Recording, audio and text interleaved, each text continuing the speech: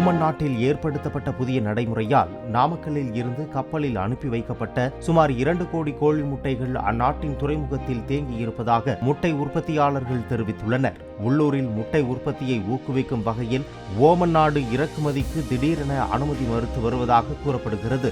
60 gram எடை கொண்ட முட்டைகளை மட்டுமே இறக்குமதி செய்ய வேண்டும் என்று கத்தார் தெரிவித்ததால் அந்நாட்டிற்கான ஏற்றுமதியும் கடந்த 2 மாதமாக பாதிக்கப்பட்டுள்ளதாக கூறப்படுகிறது. ஒமான் நாட்டை பொறுத்த வரைக்கும் நிறையா இம்போர்ட் பண்ணிகிட்டு இருந்தாங்க.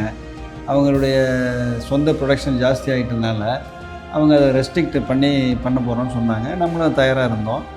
இதே மாதிரி கத்தாரில் சைஸ் இஷ்யூ, அவங்க 50 கிராம் 60 கிராம் 70 கிராம்னு சொல்லி அதுக்கு டிஃப்ரெண்ட் சைஸ் போட்டிருக்கிறாங்க.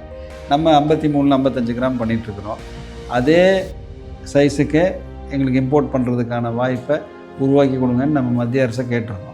மத்திய அரசு அது பேச்சுவார்த்தை நடத்திட்டு இருக்கிறாங்க. அது கூடிய விரைவில் அது ரிலீஸ் ஆகும்னு எதிர்பார்க்குறோம்.